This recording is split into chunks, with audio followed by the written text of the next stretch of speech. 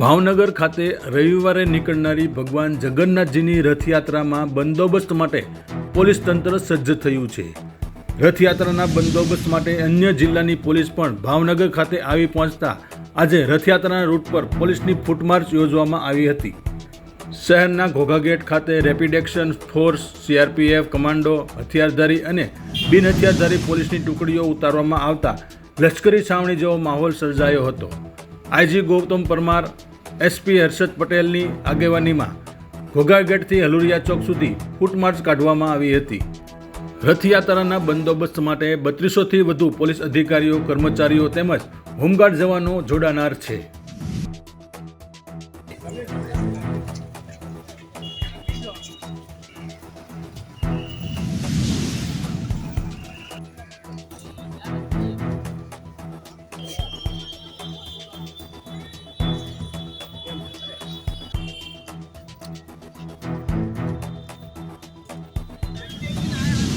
ત્યાં સીધું જવું